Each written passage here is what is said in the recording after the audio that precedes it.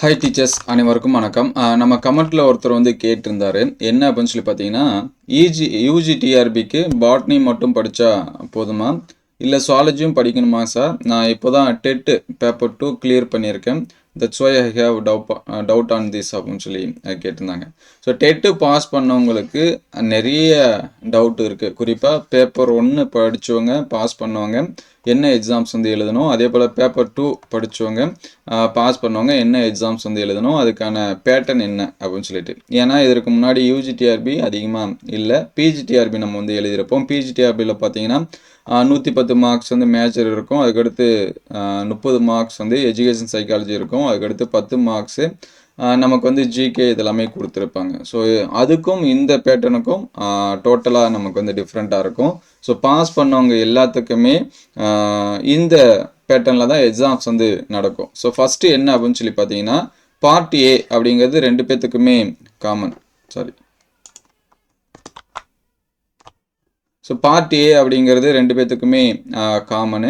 So இதில் வந்து எப்படி நடக்கும் அப்படின்னா 2 இதாக இருக்கும் சரிங்களா. பார்ட் ஏ அதுக்கடுத்து பார்ட் பி அப்படின்னு சொல்லிட்டு இருக்கும்.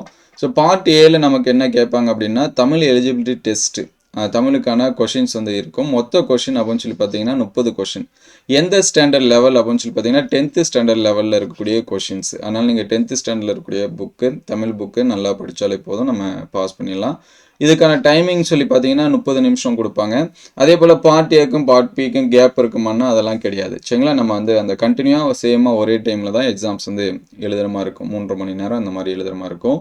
டோட்டல் மார்க்ஸ் அப்படின்னு சொல்லி பார்க்குறப்ப 50 மார்க்ஸு. இதில் நீங்கள் எவ்வளோ மார்க்ஸ் வந்து ஸ்கோர் பண்ணணும் அப்படின்னு சொல்லி பார்த்தீங்கன்னா 20 மார்க்ஸ் வந்து ஸ்கோர் பண்ணணும், அதாவது 40%. ஸோ இதில் ரொம்ப முக்கியம் என்ன அப்படின்னு சொல்லி பார்த்தீங்கன்னா, ஃபஸ்ட்டு 20 இருக்கக்கூடிய கொஷினுக்கு 2 மார்க் கொடுப்பாங்க, அடுத்து இருக்கக்கூடிய 10 கொஷினுக்கு 1 மார்க், மொத்தம் 50 மார்க்ஸ் நமக்கு வந்து வந்துடும் சரிங்களா. இது 2 பேர்த்துக்குமே காமன் சரிங்களா. பேப்பர் 1 பாஸ் பண்ணவங்களுக்கும் சரி, அதுக்கடுத்து பேப்பர் 2 பாஸ் பண்ணவங்களுக்கும் சரி. ஸோ இதில் நீங்கள் வந்து இந்த மினிமம் 20 மார்க்ஸ் குவாலிஃபை மார்க்ஸ் வந்து எடுத்திருந்தால் தான் நம்மளுடைய பார்ட் பி அப்படின்னு சொல்லி சொல்லுவோம். இதையே வந்து என்ன பண்ணுவாங்க அப்படின்னா கரெக்ஷன் பண்ண ஆரம்பிப்பாங்க சரிங்களா. யாரெல்லாமே தமிழ் எலிஜிபிலிட்டியில் செலக்ட் ஆகிருக்கீங்களோ, இது ஜஸ்ட்டு வந்து அந்த குவாலிஃபை மார்க்ஸ் தான். 20 மார்க்ஸ் எடுத்தால் போதும். நீங்கள் அதுக்கு மேலே எடுத்தாலும் சரி, அது கம்மியாக எடுத்தால் தான் நமக்கு பார்ட் பி வந்து திருத்த மாட்டாங்க. அதுக்கு மேலே எடுத்தால் ஒரு இதுவுமே இல்லை, நம்ம கட் ஆஃபுக்கு எதுக்குமே என்ன பண்ணிக்க மாட்டாங்க, இந்த மார்க்ஸ் வந்து சேர்த்துக்க மாட்டாங்க. குவாலிஃபை மார்க்ஸ் மட்டும்தான் சரிங்களா. ஸோ நெக்ஸ்ட்டு பார்த்தீங்க அப்படின்னா யூஜிடிஆர்பி தான் நம்ம என்ன சொல்லுவோம் அப்படின்னா நியமன தேர்வு அப்படின்னு சொல்லி சொல்லுவோம். அப்படி இல்லைனா நமக்கு ஆனுவல் பிளானில் பிஆர்டி அப்படின்னு சொல்லி என்ன பண்ணியிருப்பாங்க, கொடுத்துருப்பாங்க சரிங்களா. அதுதான் நம்ம யூஜிடிஆர்பி அப்படின்னு சொல்கிறோம். இன்னொன்று பார்த்தீங்கன்னா செகண்டரி டீச்சர்ஸ் அவங்களுக்கான எக்ஸாம். ஸோ இந்த யூஜிடிஆர்பி யார் எழுதலாம் அப்படின்னா பேப்பர் 2, அதாவது இந்த பிடிஸ்க்கான எக்ஸாம்ஸ் வந்து பேப்பர் 2 யாரெல்லாமே பாஸ் பண்ணியிருக்கீங்களோ அவங்க வந்து எழுதலாம். அதே வந்து செகண்டரி டீச்சர்ஸ் வந்து யார் எழுதலாம் அப்படின்னா பேப்பர் 1 யார் பாஸ் பண்ணியிருக்காங்களோ அவங்க வந்து என்ன பண்ணிக்கலாம், எழுதிக்கலாம். ஸோ 2 பேருக்கும் எக்ஸாம் பேட்டர்ன் அப்படிங்கிறது டிஃப்ரெண்ட்டு. ஸோ ஃபஸ்ட்டு பார்த்தீங்கன்னா பேப்பர் 2 பாஸ் பண்ணவங்களுக்கான எக்ஸாம் பேட்டர்ன். மொத்தம் கொஷின் வந்து 150 கொஷின்ஸ் வந்து இருக்கும். டைமிங் வந்து 3 மணி நேரம். மேக்ஸிமம் மார்க்ஸ் வந்து 150 மார்க்ஸு. ஸோ இதில் வந்து BC, BCM, MBC, DNC, SC, SCA, ST, so இவங்களுக்கு பார்த்தீங்கன்னா 30%, அதாவது 45 மார்க்ஸ் எடுத்தால் குவாலிஃபை மார்க்ஸு கட் ஆஃபுக்குள்ளார வருவாங்க சரிங்களா. அப்போ 45 எடுத்தால் போஸ்டிங் அப்படின்னா கிடையாது. அந்த கட் ஆஃப் 150க்கு நமக்கு கட் ஆஃப்னால் தெரியும். இப்போ ஃபஸ்ட்டு மார்க் வந்து ஒரு 130 இருக்காங்க அப்படின்னா அந்த 130லேருந்து அப்படியே குறைச்சிட்டே வருவாங்க. 29, 28, 27. ஸோ இப்போ ஒரு 100 போஸ்ட்டு செலக்ட் பண்ணுறாங்கன்னா இந்த 130லேருந்து 100 வரைக்கும் இருக்கக்கூடியவங்கள என்ன பண்ணிக்கோங்க, போஸ்டிங் எடுத்துக்கோங்க. நீங்கள் 45க்கு மேலே இருந்தாலே அந்த கட் ஆஃப் லிஸ்ட்டில் வருவீங்க, அதுக்காக தான் இது. அதேமாதிரி ஜென்ரல் கேட்டகரிக்கு பார்த்தீங்கன்னா 60 மார்க்ஸ் எடுக்கணும், 40% சரிங்களா. இதுதான். இப்போ இதில் கொஷின் எப்படி வரும் அப்படின்னு சொல்லி பார்த்தீங்க அப்படின்னா 150 கொஷின் இருக்கும். 150 கொஷினும் யூஜியில் நீங்கள் படித்த மேஜர் நல்லா தெரிஞ்சுங்க. யூஜியில் நீங்கள் என்ன மேஜர் படிச்சிங்க, நீங்கள் வந்து தமிழ் படிச்சிங்கன்னா தமிழில் மட்டுமே 150 இருக்கும். இங்கிலீஷ் படிச்சிங்கன்னா இங்கிலீஷில் மட்டும் 150 இருக்கும். மேக்ஸ் படிச்சிங்கன்னா மேக்ஸில் மட்டும் 150 இருக்கும். ஃபிசிக்ஸ்னால் அதே போல் கெமிஸ்ட்ரிக்கு 150, botany 150, zoology, history, geography.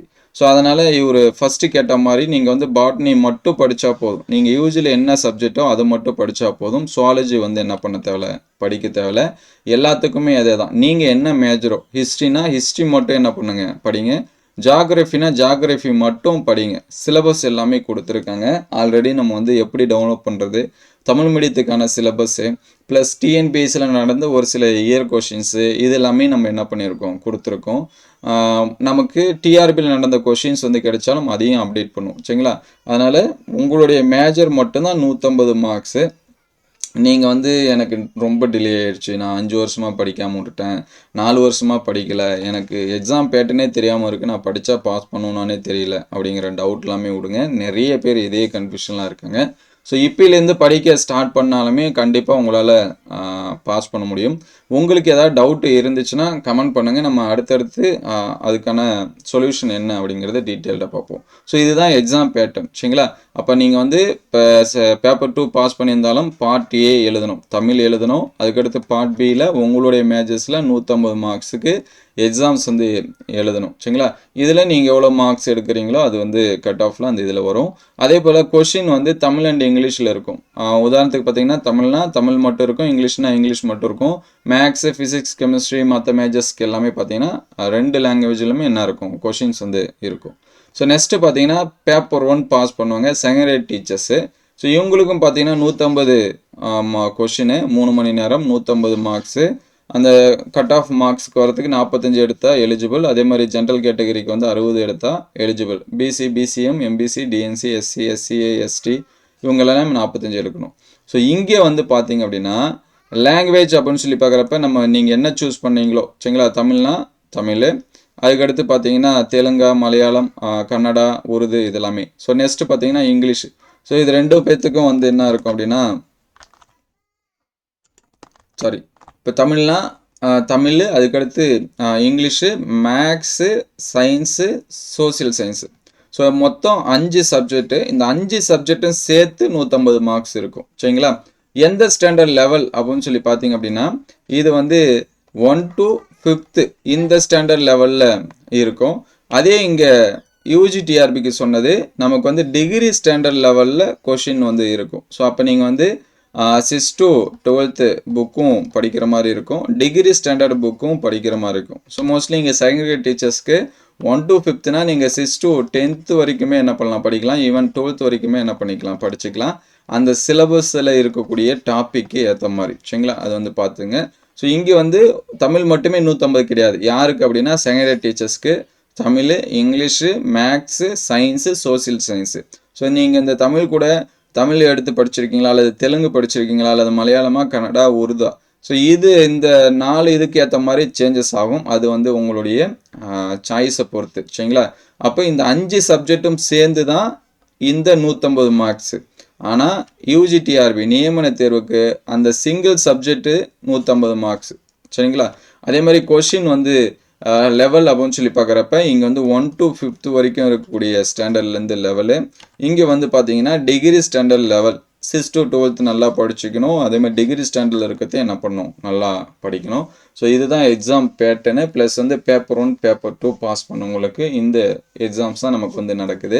So தற்போதைக்கு பார்த்தீங்கன்னா யூஜிடிஆர்பிக்கு ஆனுவல் பிளானர் கொடுத்துட்டாங்க. பிடிபிஆர்டிக்கு ஆனுவல் பிளானர் வந்து இந்த டேட்டில் தான் நடக்கும் அப்படிங்கிற மாதிரி கொடுத்துருக்காங்க. மார்ச்சில் வந்து எக்ஸாம்ஸ் வந்து கண்டக்ட் பண்ணுவாங்க, நோட்டிஃபிகேஷன் வரும் அப்படிங்கிற மாதிரி. ஆனால் செகண்டரி டீச்சர்ஸ்க்கு இன்னும் எதுவும் கொடுக்கல. ஸோ இருந்தாலும் வர வரைக்கும் வெயிட் பண்ண தேவையில்ல. நீங்கள் உங்களுடைய சிலபஸை கம்ப்ளீட் பண்ண என்ன பண்ணிவிடுங்க, ரெடி ஆகிடுங்க. ஸோ செகண்டரி டீச்சர்ஸ் பற்றி அல்லது டிஆர்பி பற்றி ஏதாவது டவுட் இருந்துச்சுன்னா கமெண்ட் பண்ணுங்கள். தொடர்ந்து எக்ஸாம்ஸ்க்கு வந்து ப்ரிப்பேர் பண்ணுங்கள். கண்டிப்பாக நம்மளால் என்ன பண்ண முடியும் அப்படின்னா பாஸ் பண்ண முடியும். ஸோ வேறு ஏதாச்சும் டவுட் இருந்தாலும் கமெண்ட் பண்ணுங்கள். Thank you all.